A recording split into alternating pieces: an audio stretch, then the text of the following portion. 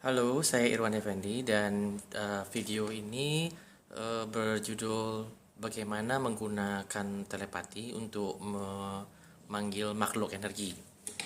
Ya, ini adalah salah satu dari video yang saya buat untuk sebagai update terhadap buku saya yang saya publikasikan secara online. Nanti kalau yang mau baca bukunya, linknya ada di dalam deskripsi video ini. Oke, jadi eh, kita kalau berkomunikasi dengan makhluk energi, mungkin saya jelasin sedikit dulu makhluk energi itu apa ya.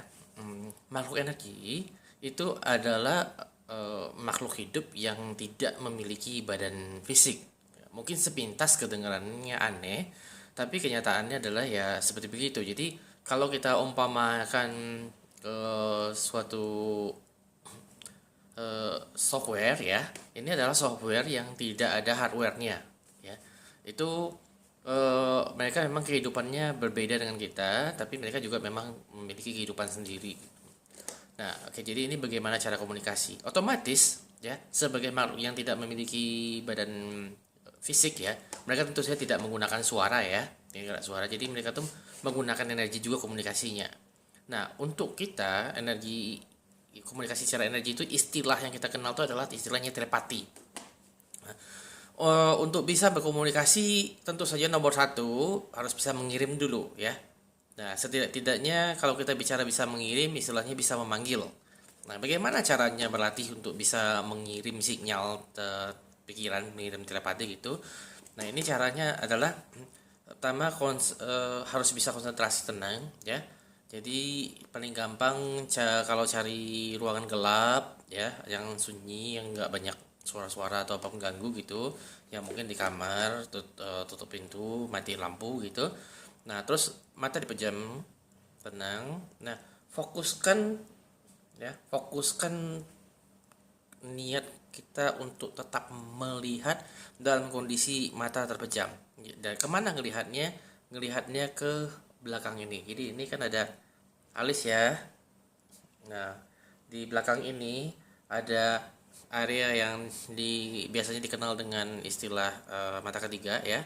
Itu adalah tempat di mana saraf mata kita yang kanan ini lari ke kiri, kiri lari ke kanan, jadi bertemu itu kalau istilah medisnya optical chiasm. Nah, jadi kita konsentrasikan ngelihat di dalam itu, bukan di depan ya, di dalam kurang lebih segini dalamnya. Jadi kita konsentrasi kan ke tengah. Nah, setelah beberapa detik atau beberapa menit tergantung orangnya peka terhadap energi atau tidak, itu kita akan melihat seperti ada cahaya samar-samar walaupun dalam kondisi tidak ada cahaya sebenarnya. Jadi ruangan gelap gulita tetap ada terlihat cahaya samar-samar. Nah, yang harus kita lakukan adalah kita fokus untuk ingin melihat melihat melihat terus cahaya itu sampai dia benar-benar terlihat jelas, terang. Nah, kemudian pada saat itu kita memikirkan identitas atau katakanlah nama dari makhluk energi yang ingin kita panggil.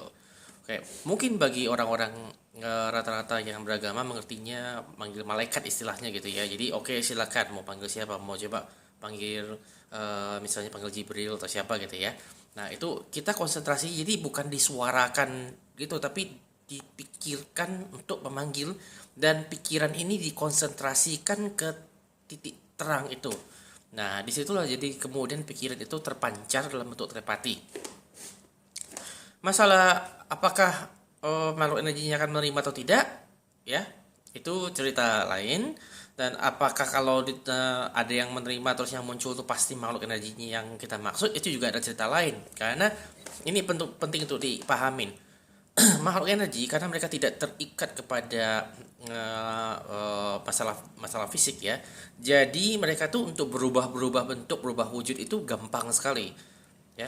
Jadi dengan kata lain, kalau kita misalnya panggil si A itu bisa munculnya ya siapa saja yang kebetulan mendengar, mungkin bisa pura-pura jadi si A muncul. Ini hampir sama seperti kalau kita sedang melakukan pencarian ya, pencarian program di sebuah, di katakanlah search engine gitu ya, dia kita search gitu di Google gitu.